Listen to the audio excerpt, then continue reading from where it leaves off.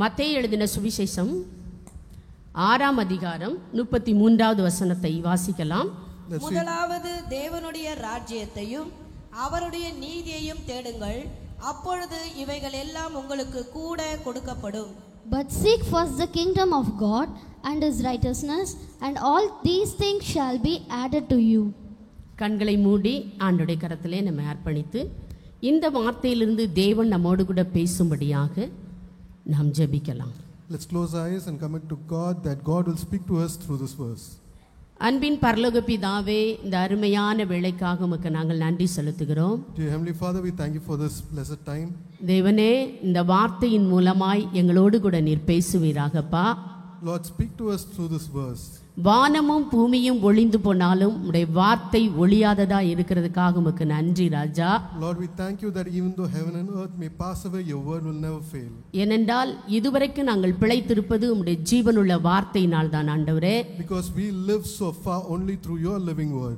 இந்த நாளிலும் உம்முடைய வார்த்தையை தொனிக்க பண்ணுவீராக. Even today, let your words expound in our ears. வந்த ஒவ்வொருவரோடு கர்த்தருடைய ஆவியானவர் இடைபடுவீராக. And let the Holy Spirit intercede in every person who has come here. இந்த வார்த்தை உம்முடைய கரத்திலே நாங்கள் தந்து ஜெபிக்கிறோம் அப்பா. Lord, we give this word into your hand. நீர் பொறுப்படுத்தி ஆசீர்வதித்து தாங்க. Lord, you take charge and you bless us. இயேசுவின் நாமத்தில் பிதாவே. In Jesus' name we pray, O Father. மறுபடியும் அந்த வசனத்தை நாம் வாசிக்கலாமா? Let's read this verse one more time. முதலாவது தேவனுடைய ராஜ்யத்தையும் அவருடைய நீதியையும் தேடுங்கள், அப்பொழுது இவைகள் எல்லாம் உங்களுக்கு கூட கொடுக்கப்படும். But seek first the kingdom of God and his righteousness, and all these things shall be added to you. உலகத்திலே நாம் முதலாவதாக வைக்க வேண்டியது எதுவென்று கேட்டால் தேவனுடைய ராஜ்யம். What is the first thing that we should keep in this world? It is to seek the kingdom of God. இந்த தேவனுடைய ராஜ்யம் என்று சொல்லுவது அவருடைய ஆளுகையை குறிக்கிறதா இருக்கிறது. The kingdom of God denotes his rule. அதாவது முற்றிலுமாக நாம் தேவனுடைய நடத்துதலுக்கு நம்மை ஒப்பு கொடுக்க வேண்டும். We have to surrender ourselves completely to his leading.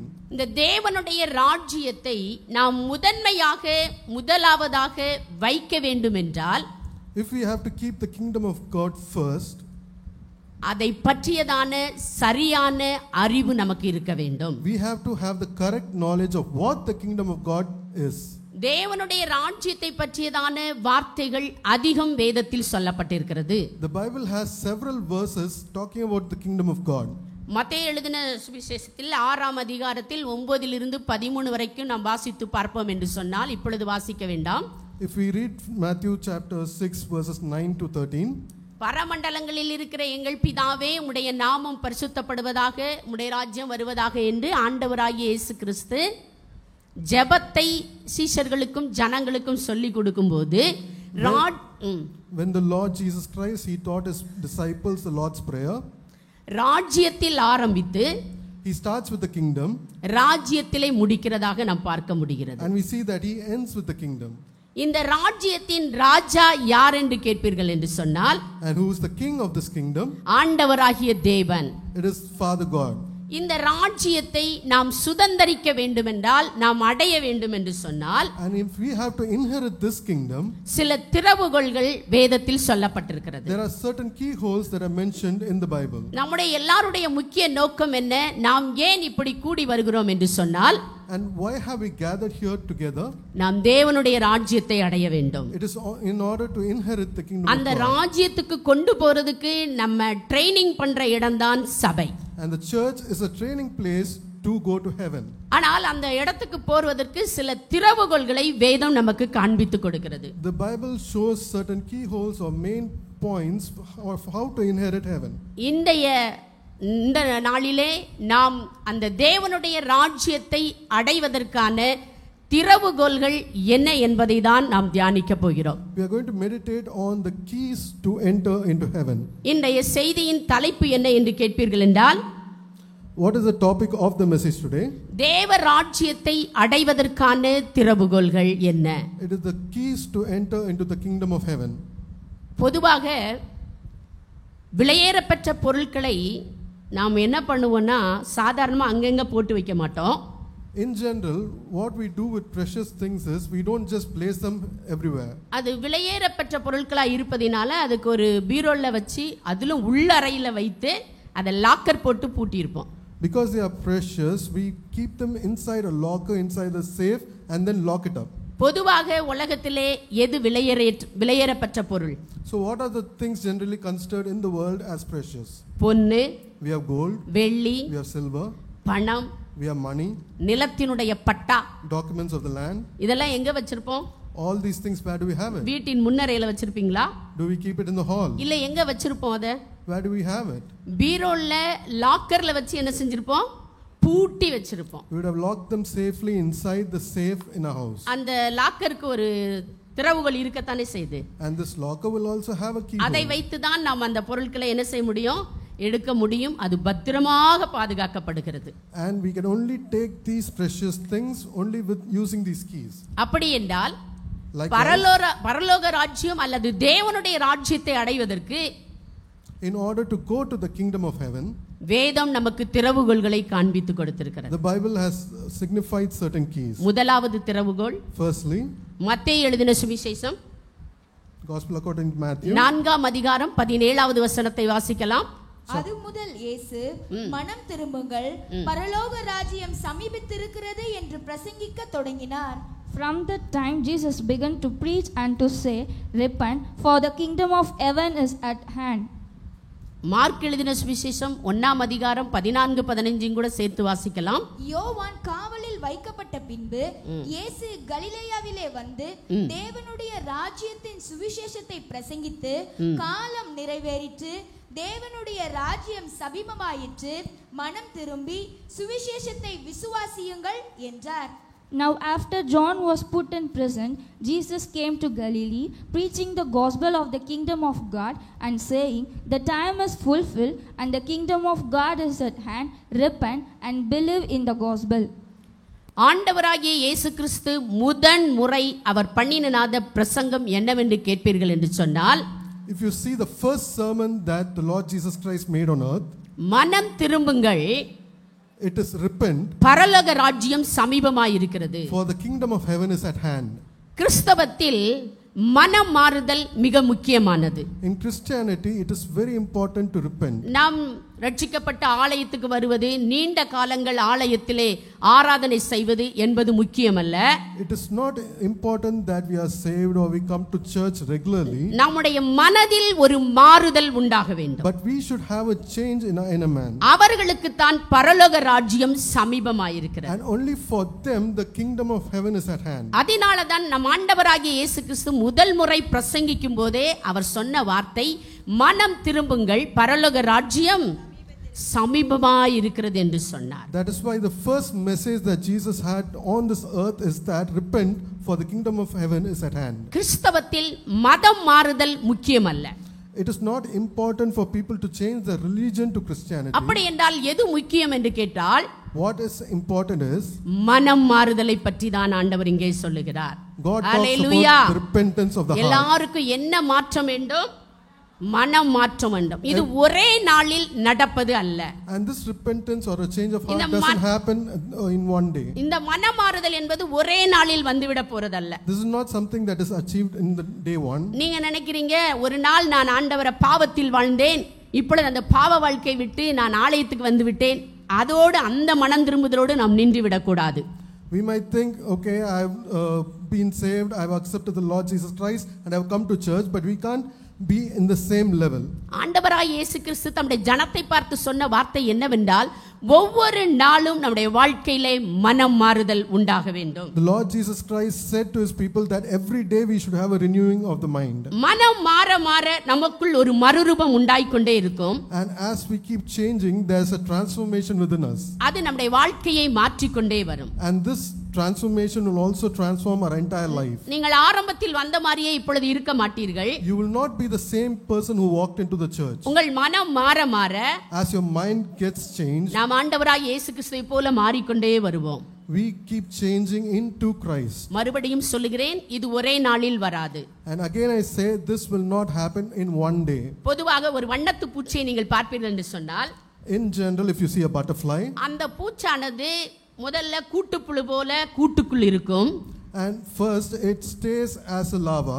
ஆனால் அது பார்ப்பதற்கு மிகவும் அருவருப்பாய் தோன்றும். And it looks disgusting. ஆனால் நாட்கள் செல்ல செல்ல செல்ல And as time goes on, அது வளர்ந்து பட்டாம்பூச்சியை போல அது பறக்க ஆரம்பிக்கும் போது அது பார்ப்பதற்கு மிகவும் அழகாக இருக்கும். it grows up and transforms into a butterfly and it looks beautiful.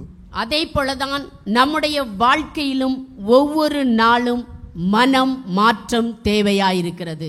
Like that, the same way, every day we need a renewing of the mind. மதம் மாறுகிறவர்கள் பரலோக ராஜ்யத்தில் பிரவேசிக்க முடியாது. People who just change their religion are not going to inherit heaven.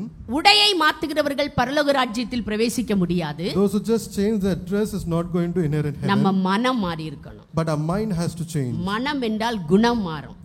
Mind is the character. இது நான் சொன்னது போல ஒரே நாளில் நடப்பதில்லை, அனுதினமும் நம்முடைய வாழ்க்கையில் நடக்கக்கூடிய ஒன்று. அல்லேலூயா. This is something that needs to happen every day in our life. இந்த மனமாறுதலை தான் நம்முடைய கர்த்தர் எதிர்பார்க்கிறார். This repentance and renewing is what the Lord expects from us. வெளிப்படுத்தல் விசேஷத்திலே In Revelations, 12 முறை மனம் திரும்புதலை பற்றி சொல்லப்பட்டிருக்கிறது. ஏறக்குறைய 12 முறை வெளிப்படுத்தலே மனம் திரும்புங்கள் என்ற வார்த்தை சொல்லப்பட்டிருக்கிறது. this repent is almost 12 times mentioned in Revelations. 8 முறை சபையை பார்த்து ஆண்டவர் சொல்லுகிறார். And the Lord tells 8 times to the church. 4 முறை தான் மற்றவர்களுக்கு அந்த வார்த்தை சொல்லப்பட்டிருக்கிறது. And this word was told only 4 times for others. ஒவ்வொரு சபையின் குறை நிறைவை ஆண்டவர் சொல்லிக்கொண்டே வந்தார். And the Lord tells the lack and also the advantages of every church. நிறைவை சொல்லி அவர்களை பாராட்டினார். He appreciates them for the good works that they ஆனால் do. குறைவை சொல்லிவிட்டு அப்படியே ஆண்டவர் விடவில்லை. But telling them the lack, the Lord doesn't just leave with that. மனம் திரும்புங்கள் என்று சொன்னார். But He says repent. இந்த காலகட்டங்களிலே ஆண்டவர் லூக்காவிலே சொல்லும்போது மார்க்கிலே சொல்லும்போது பார்த்தோம், காலம் சமீபமாயிற்று, நீங்கள் மனம் திரும்புங்கள் என்று ஆண்டவர் சொன்னதாக நாம் பார்த்தோம். The Lord says the time is fulfilled, so you need to repent. அப்படி என்றால் நம்முடைய பழைய பாவ வாழ்க்கையை விட்டு முற்றிலும் மனம் திரும்புதலுக்கு பேர்தான் மனம் திரும்புதல் என்ற அர்த்தம். If that is so, we have to leave aside the older sinful life that we were living. Hallelujah. Hallelujah. மனம் திரும்புதலை ஆண்டவர் மிகவும் விரும்புகிறார். சபையை பார்த்து ஆண்டவர் சொல்லுகிறார், மனம் திரும்ப. வெளியே இருப்பவர்களுக்கு அல்ல, சபை மக்களுக்கு சபையை பற்றி எச்சரிக்கும் போதுதான் ஆண்டவர் சொன்னார், மனம் திரும்புங்கள் என்று சொல்லுகிறதாக வெளிப்படுத்தல் விசேஷத்திலே நாம் வாசிக்க முடிகிறது. In Revelations we read the Lord pointing out to the church and telling them and not others to repent. மனம் திரும்புதல் என்பது நாம் முன்னாடி இருந்த பாவ வாழ்விலிருந்து முற்றிலும் மாறுதலான வாழ்க்கைக்கு பேருதான் மனம் திரும்புதல். Repentance is totally turning away from our past sinful life. அப்போஸ்தலனாகிய பவுலை பற்றி நாம் வாசிக்கும் போது அவர் முன்னாட்களிலே பயங்கர வெறியோடு, கொலை வெறியோடு கிறிஸ்தவர்களை அழிக்கும்படியாக அந்த நோக்கத்தோடு அவர் புறப்பட்டு வந்தார். We read that in his past life he was a fanatic and he sought to kill the Christians. ஆனால் ஆண்டவராகிய இயேசு கிறிஸ்துவின் ஒரு ஒளி அவரை தொட்டபோது, But when the light of the Lord Jesus Christ touched him, அவருடைய வாழ்க்கை முற்றிலும் மாறிவிட்டது. his entire life was transformed. அந்த கொலை வெறியை விட்டு அவர் மாறினார். And he left aside the desire to kill. கிறிஸ்தவர்களை அழிக்க நினைத்த அந்த சிந்தையை விட்டு அவர் மாறினார். He turned away from thoughts of destroying Christians. முற்றிலும் அவருடைய வாழ்க்கை மாற்றப்பட்டது. His life was transformed completely. அவருக்காக அடிக்கணும், கொலை செய்யணும்னு வந்தவர், கிறிஸ்தவர்களை கொலை செய்யணும், அடிக்க வேண்டும் என்று சொல்லி எண்ணத்தோடு வந்தவர், he who came to kill and destroy Christians, முற்றிலும் மாறி he transformed completely. கிறிஸ்துவுக்காக அடிக்கவும் உதைப்படவும் அநேக அடிகளை வாங்கும்படியான ஒரு மாற்றம் அவருடைய வாழ்க்கையிலே வந்துவிட்டது. He transformed himself into somebody who will accept beatings and torments for Christ. அந்த மனமாற்றம் அவருக்குள் எப்படி வந்தது என்று சொன்னால், சபையை பார்த்து அவர் சொன்னார், நான் கிறிஸ்துவை பின்பற்றுகிறது போல நீங்கள் என்னை பின்பற்றுங்கள் என்று சொல்லத்தக்க விதத்திலே அவருடைய வாழ்க்கையிலே மனம் மாறுதல் வந்தது. His life was transformed so much that he could boldly say that you follow me just as I follow Christ. நம்முடைய வாழ்க்கையிலும் மனமாறுதல் என்று சொன்னால் பழைய பாவ வாழ்க்கையை விட்டு தேவனண்டை சேர்வதுதான் மனம் மாறுதல். And even in our lives, the word repentance means that we leave aside every old sin and we follow Christ. Hallelujah. Hallelujah. சகையு ஆண்டவராகிய இயேசு கிறிஸ்துவை பார்க்க வேண்டும் என்று துடித்தார். Zacchaeus wanted to meet Jesus. அவர் ஆண்டவராகிய இயேசு கிறிஸ்துவை பார்க்க வேண்டும் எண்ணத்தை ஆண்டவர் அறிஞ்சு அவரை பெயரை சொல்லி கூப்பிட்டார். And the Lord knew that he desired to see him and he called him by his name. கூப்பிட்ட மாத்திரத்திலே அவருக்குள் ஒரு மனமாறுதல் உண்டாயிற்று. And as soon as he was called, there was a change of heart. என்ன உண்டாயிற்று? What happened? அவர் வட்டிக்கு வாங்கி இருந்தார்.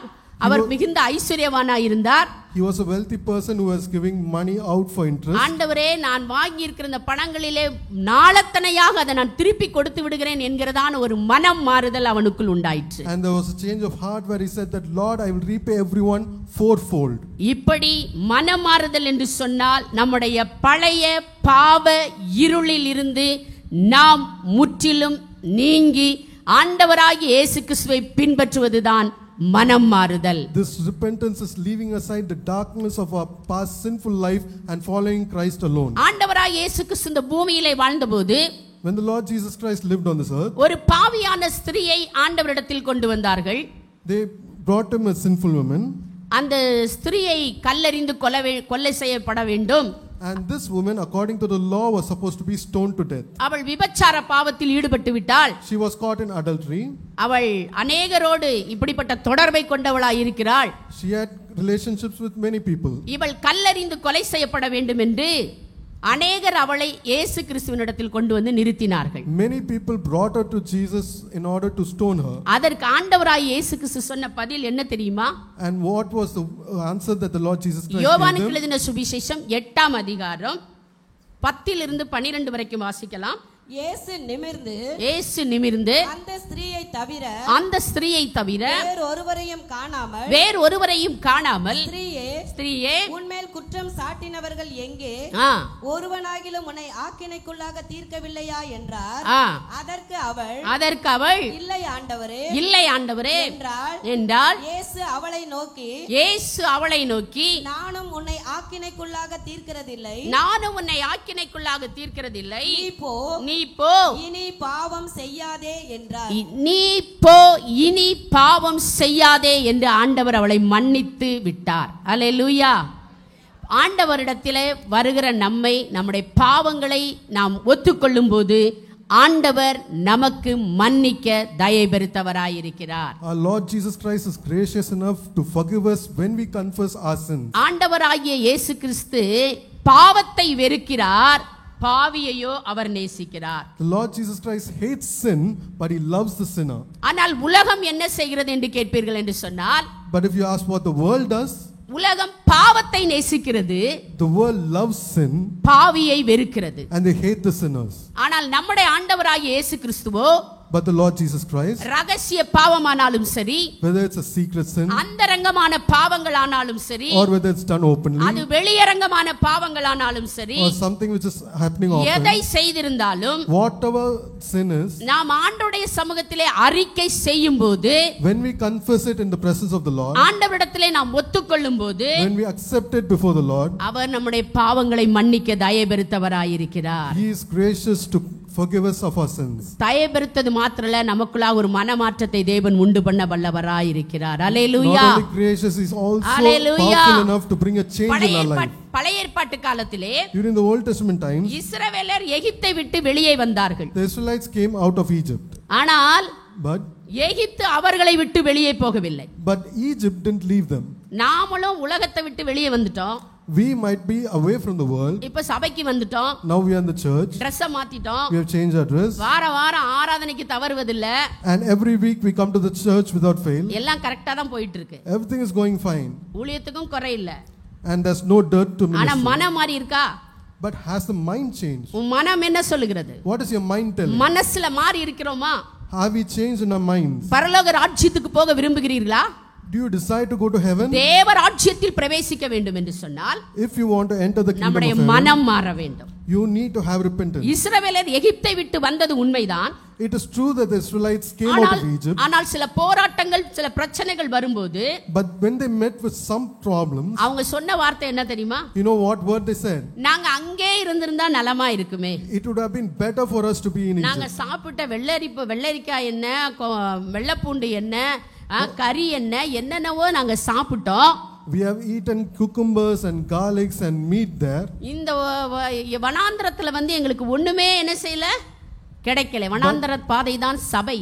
But we are not receiving anything in this wilderness, and this wilderness is church. எகிப்தை விட்டு வந்தது உண்மைதான். It is true that they came out of Egypt. வனாந்தரமாகிய சபையிலே நடத்தப்படுவது உண்மைதான். They are led through the wilderness, that is the church. நம்முடைய வாழ்க்கையிலே போராட்டங்கள் பிரச்சனைகள் என்று வரும்போது, but when there are sufferings and trials in our lives, மறுபடியும் அந்த எகிப்தை நாம் நோக்கி பார்க்கிறோம். again we turn and look towards Egypt. அப்போஸ்தலர் நடபடிகள் 7ஆம் அதிகாரம் 39வது வசனத்தை வாசிக்கும்போது, in Acts 7:39, இவனுக்கு நம்முடைய பிதாக்கள் கீழ்ப்படிய மனதாய் இராமல், மோசேக்கு நம்முடைய பிதாக்கள் கீழ்ப்படிய மனதாய் இராமல், இவனை தள்ளிவிட்டு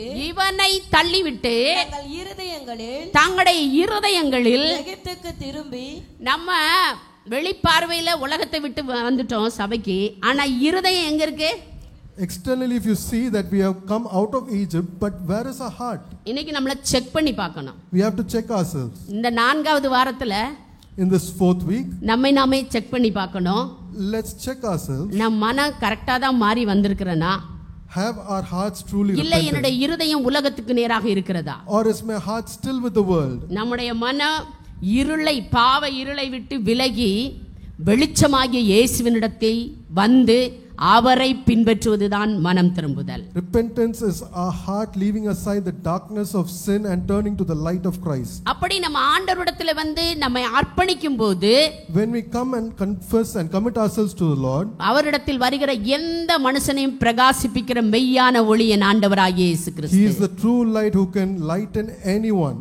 அவர் எந்த மனுஷனையும் பிரகாசிக்க பண்ணுகிறார். He is the one who can lighten any person. அது எப்படிப்பட்ட பாவியா இருந்தாலும் சரி, whatever sin that might have been committed, எப்படிப்பட்ட சூழ்நிலையிலே விழுந்து கிடந்தாலும் சரி, whatever situation that they might have been fallen, சாத்தான் விழத்தள்ளுவான், Satan might push them down, ஆனால் இயேசு கிறிஸ்து அவர்களை எடுத்து நிறுத்த வல்லவராய் இருக்கிறார். but the Lord has the power to raise them up again. அதனால தான் ஆண்டவராய் இயேசு கிறிஸ்துவை பற்றி சொல்லப்பட்டிருக்கிறது. மத்தேயு சுவிசேஷம் 4ஆம் அதிகாரம் 15, 16, 17 வாசிக்கும்போது, மத்தேயு எழுதின சுவிசேஷம் 4ஆம் அதிகாரம் 15, 16, 17 வசனங்கள். இருளில் இருக்கும் ஜனங்கள் பெரிய வெளிச்சத்தை கண்டார்கள். இருளில் இருக்கிற ஜனங்கள் பெரிய வெளிச்சத்தை கண்டார்கள். மரண இருளின் திசையில்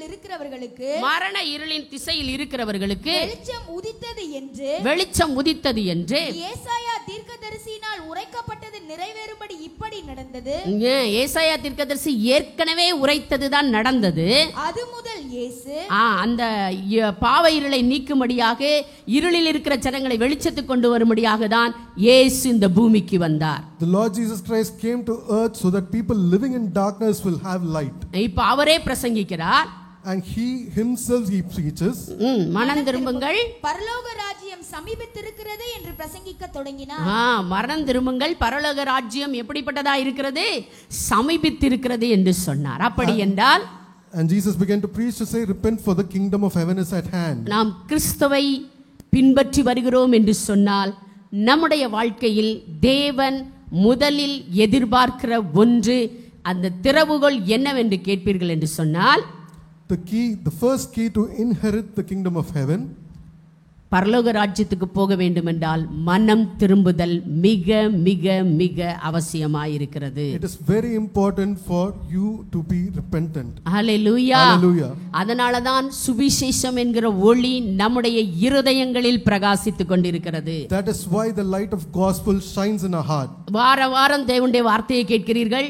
Every week you hear the word of God. இடைப்பட்ட நாட்களிலும் தேவனுடைய சபையிலே வார்த்தைகள் கொடுக்கப்படுகிறது. And in also the weekdays the word of God is given in the church. அந்த சுவிசேஷ வார்த்தையானது, and this words of gospel, நம்மை பிரகாசிக்க பண்ணக்கூடியதா இருக்கிறது. and it's the one which makes us shine. நமக்குள் மாறுதலை உண்டு பண்ணக்கூடியதா இருக்கிறது. It is able to change our hearts. கர்த்தர் நல்லவர், the Lord is good, அவர் கிருபை என்றும் உள்ளது. and his mercy endureth forever. சபையே, church, கர்த்தர் மனம் திரும்புதலை எதிர்பார்க்கிறார். the Lord expects repentance. நீங்கள் அத்தனை பேர் அந்த தேவனுடைய ராஜ்யத்தை வாஞ்சிப்பீர்கள் என்று சொன்னால், if you desire the kingdom of God, நமக்குள் ஒரு மனம் திரும்புதல் உண்டாக வேண்டும். we should have a change of heart. மறுபடியும் அந்த எகிப்தை நோக்கி நாம் புறப்படக்கூடாது. we should not turn back to Egypt. நாம் தேவனை நோக்கி பின்பற்றி செல்ல வேண்டும். we should follow Christ. பாவ இருளின் வாழ்க்கையை விட்டுவிட்டு ஒளியாகிய இயேசுவை நோக்கி நாம் பின்பற்ற வேண்டும். we should leave aside the darkness of sin and follow the light of Christ. அப்படி செய்வோம் என்று சொன்னால், if we do that, பரலோக ராஜ்யம் நமக்கு சமீபமாய் இருக்கிறது. then the kingdom of heaven is at அது hand. அவருடைய வருகையா இருக்கலாம்,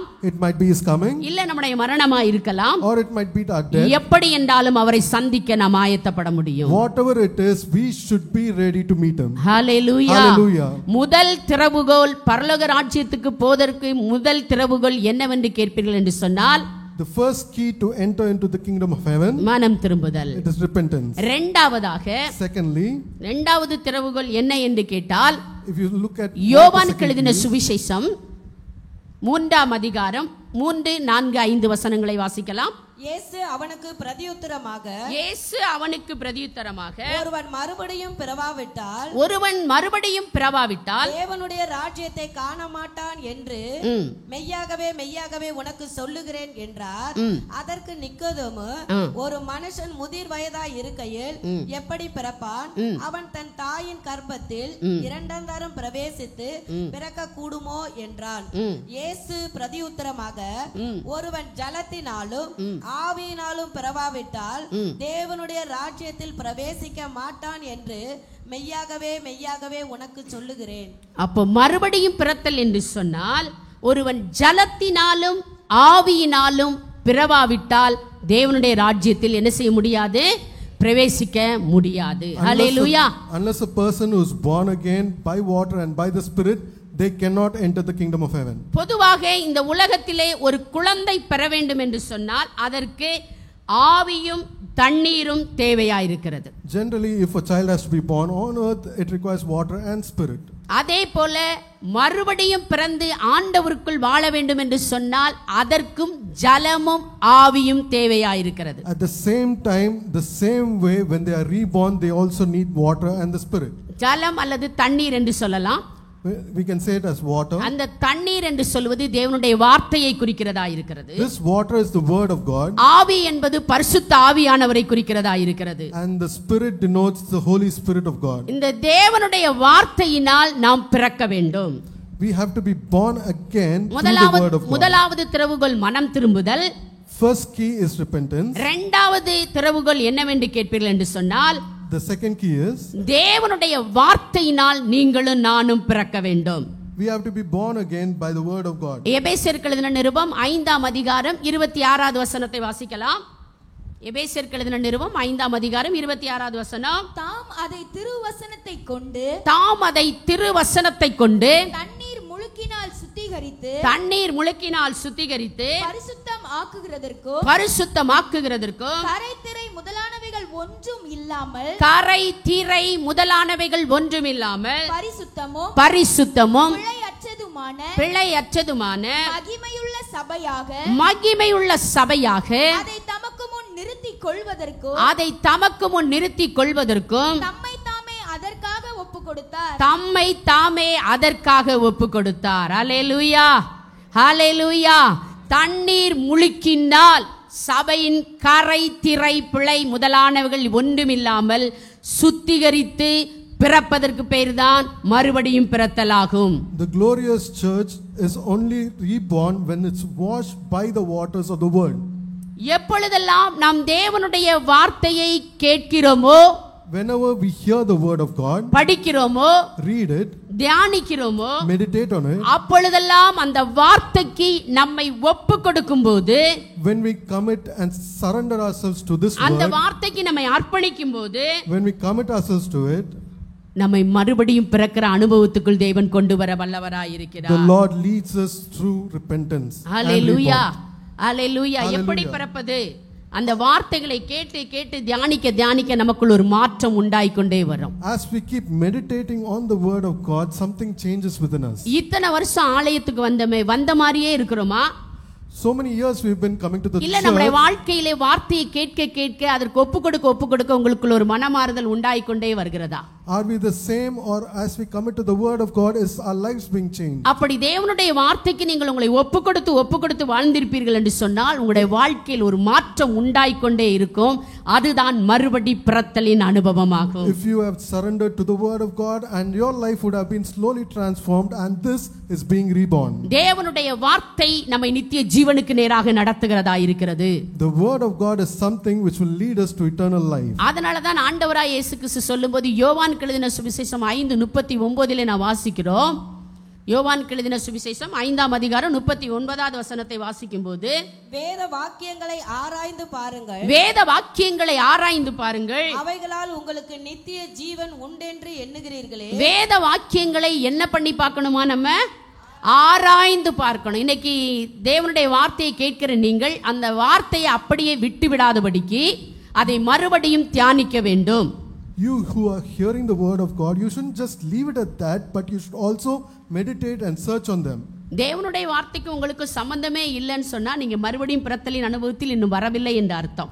If you say that these words are not meaningful to me, then you haven't born again. அப்படி மறுபடியும் பிறக்காவிட்டால் நாம் தேவனுடைய ராஜ்யத்தை சுதந்தரிக்க முடியாது. And if you have not been born again, then you cannot inherit the kingdom of heaven. அப்ப மறுபடியும் பிறக்கதென்றால் வேத வாக்கியங்களை நீங்களும் நானும் என்ன செய்து பார்க்கணும்? எல்லார் கையிலும் என்ன இருக்கணும்?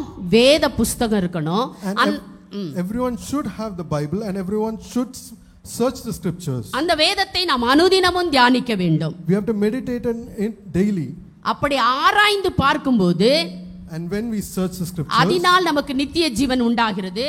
we have eternal life through that. அவரை பற்றிய அங்கே சொல்லப்பட்டு சாட்சிகள் அங்கே சொல்லப்பட்டிருக்கிறது. And witnesses of him is told there. என்னை குறித்து சாட்சி கொடுப்பவைகளும் இவைகளே என்று சொல்லப்பட்டிருக்கிறது. It is said that these words testify for me. நான் ஏற்கனவே உங்களுக்கு சொன்னேன், திறவுகோலாகிய அந்த தேவனுடைய ராஜ்யத்தை பற்றி நாம் சரியான அறிவுடையவர்களாய் இருந்தால் மட்டும்தான் நாம் அந்த அறிவுக்கு செவி கொடுக்க முடியும். We can only listen to the word of God if we have the correct knowledge on how to enter the kingdom of heaven. அப்படி என்றால் இந்த தேவனுடைய வார்த்தைக்கு நாம் சரியாக செவி கொடுக்காவிட்டால், அதை சரியாக நாம் தியானித்து அதற்கு ஒப்பு கொடுக்காவிட்டால் நாம் நித்திய ஜீவனை சுதந்தரிக்க முடியாது. We cannot inherit the kingdom of heaven without committing ourselves and surrendering to searching the scriptures. ஏனென்றால் தேவனுடைய வார்த்தை மட்டும்தான் நம்மை சுத்திகரிக்கிறது, நம்மை பரிசுத்தப்படுத்துகிறதா இருக்கிறது. Because it's the word of God that cleanses and sanctifies us. யோவானுக்கு எழுதின சுவிசேஷம் 17:17 வாசிக்கும்போது அங்கே சொல்லப்பட்டிருக்கிறது, உம்முடைய வசனம் உம்முடைய சத்தியத்தினாலே அவர்களை பரிசுத்தமாக்கும், உம்முடைய சத்தியத்தினாலே அவர்களை பரிசுத்தமாக்கும், உம்முடைய வசனமே சத்தியம், உம்முடைய வசனமே சத்தியம். அல்லேலூயா. Hallelujah. உம்முடைய வசனமே எங்களை பரிசுத்தமாக்க கூடியதா இருக்கிறது. உம்முடைய வசனமே சத்தியமாய் இருக்கிறது. இந்த சத்திய வசனத்தை நீங்களும் நானும் தியானிக்க தியானிக்க நமக்குள் ஒன்று உண்டாய் கொண்டிருக்கிறது. அதுதான் பரிசுத்தம். Holiness comes because of meditating again and again on the truth which is the word of God. இந்த பரிசுத்தம் இல்லாமல் ஒருவனும் தேவனை தரிசிக்க முடியாது. And without holiness no man can see God. அப்ப எது நம்மை பரிசுத்தப்படுத்துகிறதா இருக்கிறது என்று சொன்னால் ஜலத்தினால் பிறப்பதாகும். And what makes us sanctified is being born again in water. அந்த ஜலம் என்று சொன்னால் தண்ணீர் என்கிற வசனமாகும். And this water depicts the word of God. அந்த வசனத்தினால் ஒவ்வொரு நாளும் தேவன் நம்மை பரிசுத்தமாக்குகிற தேவனாய் இருக்கிறார். The Lord sanctifies us, cleanses us every day through the word of God. அது மாத்திரமல்ல, அப்போஸ்தலர் 17:11 படிக்கும்போது தினந்தோறும் அந்த வேத வாக்கியங்களை அவர்கள் ஆராய்ந்து பார்த்தபடினாலே அவங்க யாரா மாறிட்டாங்க? நற்குணசாலிகளாய் இருந்தார்கள். நம்மளை குணசாலிகளாய் மாற்றுகிறதும் தேவனுடைய வார்த்தையாய் இருக்கிறது. It is the word of God that cleanses us. குணம் மாறிக்கொண்டே வரணும் என்றால் முதலாவது மனம் மாறணும், அப்பதான் குணம் மாறும். Only if our mind changes will our characters change. இந்த ரெண்டும் மாறுவதற்கு தான் வேத வாக்கியம் தேவையா இருக்கிறது. And for both of these to change we need the word of God. அத சண்டே மாத்திரம் தியானிக்கிறதுனால அந்த குணம் மாறுவதில்லை. Character doesn't change just because you meditate on a Sunday. தினந்தோறும் தியானித்தபடினா. But every day you need to meditate. அப்ப வேதத்தை நம்ம ஒவ்வொரு நாளும் வேத வாக்கியங்களை என்ன செய்யணும்? படிக்க வேண்டியதாய் இருக்கிறது. That is why we need to read the verses in the Bible every day. இந்த வழியில நடக்காத, நீ போறது தப்பு, நீ செய்யறது தவறு என்பதை உணர்த்துவதுதான் தேவனுடைய வார்த்தையாய் இருக்கிறது. The word of God teaches us that this is the path you should go and this is the path you shouldn't go. ஆனபடியினாலே நீங்களும் நானும் தேவனுடைய வார்த்தையினால் பிறப்பதென்று சொன்னால் இந்த வார்த்தையின் மேல் நீங்களும் நானும் தினந்தோறும் தியானிக்கிறவர்களாய் வாசிக்கிறவர்களாய் இருப்போம் என்று சொன்னால் அது நம்மை தேவனுடைய ராஜ்யத்துக்கு நேராய் மாற்றக்கூடிய ஒரு மனமாறுதலையும் குணமாறுதலையும் கொண்டு வரக்கூடியதாய் இருக்கிறது. ஹalleluya. When you see here that meditating on this word of God will lead us to the kingdom of God by renewing our minds every day. அதனால தான் அப்போஸ்தலனாகிய பேதுரு சொல்லும்போது சொன்னான், 1 பேதுரு 2ஆம் அதிகாரம் 1-3 வரைக்கும் வாசிக்கலாம். இருக்க கர்த்தர் தயவு உள்ளவர் என்பதை நீங்கள் ருசித்து பார்த்ததுண்டானால் சகல துர்க்குணத்தையும் நீங்கள் கர்த்தர் நல்லவர் என்பதை ருசித்து பார்த்து எல்லாரும் மனம் திரும்பின அத்தனை பேரும் கர்த்தர் நல்லவர் என்பதை நாம் ருசித்து பார்த்திருக்கிறோம். ஆமென். We have all tasted that the Lord is good because we have all been saved. வாசிக்கலாம். சகல துர்க்குணத்தையும் சகலவித கபடத்தையும் கபடு உள்ளத்துல ஒண்ணு வச்சிட்டு வெளியில ஒண்ணு பேசுறது, சகலவித கபடத்தையும் வஞ்சகமா பேசி நயவஞ்சனிப்பு செய்கிறது, வஞ்சகத்தையும் பொறாமைகளையும் சகலவித புறங்கூறுதலையும் ஒழித்துவிட்டு நீங்க வளரணுமா, நீங்கள் கிறிஸ்துவை அறிகிற அறிவிலே வளரணும்னு விரும்புறீங்களா? நீங்கள் அந்த மறுபடியும் பிறத்தல் அனுபவத்திலே கரை திரை பிழை முதலானவைகள் ஒன்றுமில்லாமல் கிறிஸ்துவுக்குள் வளர வேண்டும் என்று சொன்னால் நீங்கள் வளரும்படி புதிதாய் பிறந்த குழந்தைகளைப் போல திருவசனமாகிய களங்கமில்லாத ஞானப்பாலின் மேல் வாஞ்சையாய் இருங்கள். எப்படி இருங்கள்? எதின் மேல? தேவனுடைய வார்த்தையின் மேல நாம வாஞ்சையாய் இருக்கணும். எப்படி வாஞ்சையா இருக்கணும்னு கேட்டீங்கன்னா, we have to desire the word of God. And how should we desire this word? குழந்தையை போல நம்ம வாஞ்சையா இருக்கணும். Just like a newborn baby. குழந்தைங்களுக்கு என்ன சொல்லி கொடுத்தாலும் அது அப்படியே ஏற்றுக்கொள்ளும். The babies, the newborn children, they accept whatever we teach them. அதே போல வேதம் நமக்கு என்ன கற்று தருகிறதோ, same way whatever the Bible teaches us, அதன்படியே நீங்களும் நானும் நடக்க வேண்டும். you and I should walk according to that. அப்படி நடக்கும்போது, and when we walk according to that, கரை திரை பிழை முதலானவைகள் ஒன்றும் இல்லாமல், and without any malice or guile or hypocrisies or envies, இந்த தண்ணீராகிய வசனமானது, this water of the word of God, நம்மை சுத்திகரிக்கிறது. it will sanctify us.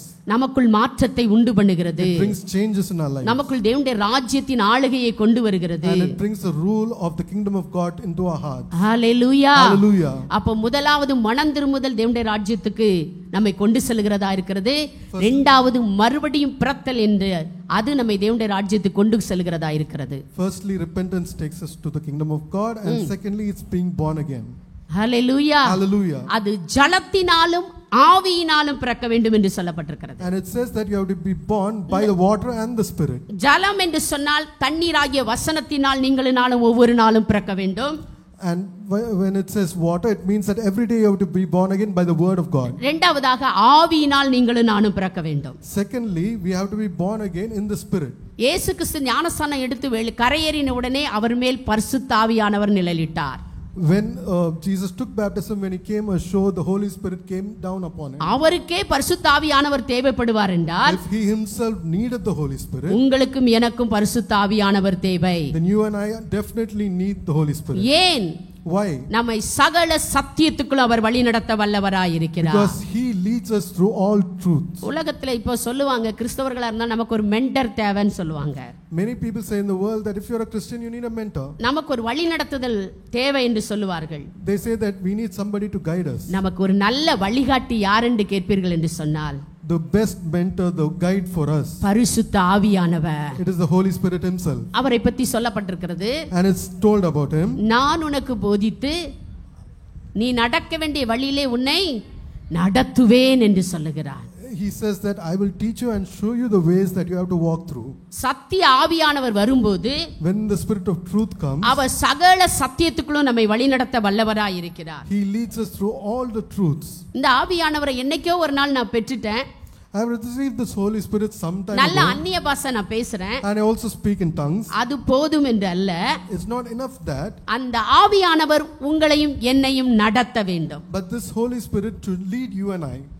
எவர்கள் தேவனுடைய ஆவியினால் நடத்தப்படுகிறார்களோ, whoever is led by the Spirit of God, அவர்கள் தேவனுடைய புத்திரராய் இருக்கிறார்கள். they shall be called the children of God. இந்த தேவனுடைய புத்திரர் மாத்திரம்தான் அந்த ராஜ்யத்துக்குள் பிரவேசிக்க முடியும். And only these children of God will be able to go into heaven. பரிசுத்த ஆவி பெற்றவர்கள் மட்டுமல்ல, Not just people who have received the Holy Spirit, அந்நிய பாஷைகளை பேசுகிறவர்கள் மட்டுமல்ல, not only people who speak in tongues, அதன்படி நடத்தப்படுகிறவர்கள் மட்டுமே தேவனுடைய ராஜ்யத்தில் பிரவேசிக்க முடியும். but those who are taught to walk in the ways of God will inherit heaven. இந்த ஆவியானவர் நம்மை நடத்துவார் என்று சொன்னால், If the Holy Spirit leads us, தீத்துக்கு எழுதின புஸ்தகம் 3ஆம் அதிகாரம் 5வது வசனத்தை வாசிக்கலாம். தீத்து 3:5. நாம் செய்த நீதியின் கிரியைகளின் நிமித்தம் நாம் செய்த நீதியின் கிரியைகளின் நிமித்தம் அவர் நம்மை ரட்சியாமல் அவர் நம்மை இரட்சியாமல் தமது இரக்கத்தின்படியே மறு ஜென்ம முழுக்கினாலும் பரிசுத்த ஆவியினுடைய பரிசுத்த ஆவியானவருடைய புதிதாக்குதலினாலும் நம்மை ரட்சித்தார். அல்லேலூயா. ஒவ்வொரு நாளும் பரிசுத்த ஆவியானவர் நமக்குள் இருந்து நம்மை நடத்துவார் என்று சொன்னால், if the Holy Spirit lives in us and every day he regenerates and renews us, நம்முடைய வாழ்க்கையில ஒரு புதிதாக்குதல் நடந்து கொண்டே இருக்கும். then there is a renewing inside us. ஒரு மறுரூபம் உண்டாயிக்கொண்டே இருக்கும். There is a transformation that happens to ஒரு us. மனமாறுதல் உண்டாயிக்கொண்டே இருக்கும். There is a change in our heart. Hallelujah. Hallelujah. அந்த பரிசுத்த ஆவியானவருடைய புதிதாக்கலுக்கு நாம ஒப்பு கொடுக்க வேண்டும். We have to surrender ourselves to the renewing of the Holy Spirit. அப்படி என்றால், If that is true, ஜலத்தினாலும் ஆவியினாலும் பிறக்கப்பட்டவர்கள் தேவனுடைய ராஜ்யத்தை சுதந்தரிக்க முடியும். and only then can those people who are born of the water and the Spirit inherit the kingdom of heaven. அதனால தான் மரியாள் தன்னை விட்டு எடுபடாத ஒரு நல்ல பங்கை தெரிந்து கொண்டாள் என்று பார்க்கிறோம். That is why we say that Mary had அவள் taken, தேவனுடைய பாதத்திலே அமர்ந்து வேதங்களை கேட்கிறவளாயிருந்தாள். she was a person who sat at the feet of Jesus and listened to his words. இயேசு அவளை பார்த்து சொன்னால், தன்னை விட்டு எடுபடாத நல்ல பங்கை இவள் என்ன செய்தாள்? தெரிந்து கொண்டாள் என்று ஆண்டவர் சொன்னார். The Lord says that she has chosen a portion that cannot be taken away from her. நமக்கும் நிறைய வேலைகள் இருக்கிறது.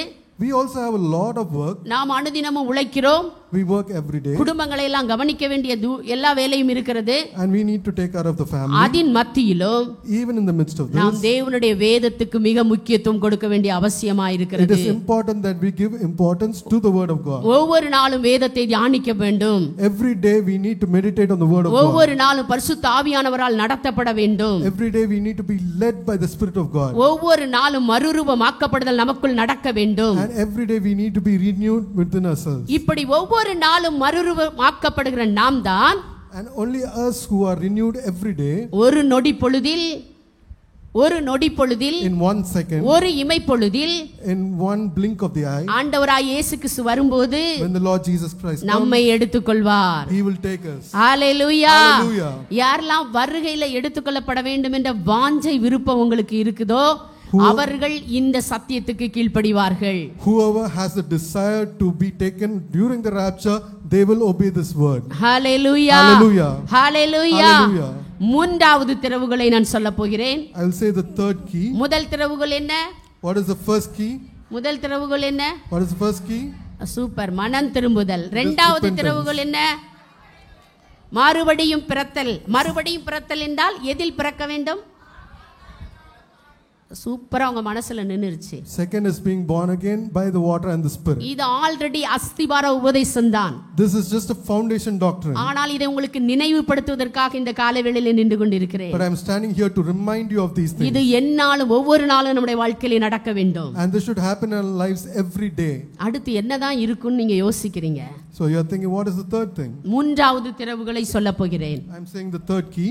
மத்தேயு எழுதின சுவிசேஷம் 5ஆம் அதிகாரம் 3வது வசனத்தை வாசிக்கலாம். ஆவியில் எளிமையுள்ளவர்கள் பாக்கியவான்கள், பரலோக ராஜ்யம் அவர்களுடையது. ஆவியில் எளிமை உள்ளவர்கள் பாக்கியவான்கள், பரலோக ராஜ்யம் அவர்களுடையது. வாசிங்க வாசிங்க. Blessed are the poor in spirit, for theirs is the kingdom of heaven. ஆவியில் எளிமை உள்ளவர்கள் பாக்கியவான்களாம், பரலோக ராஜ்யம்.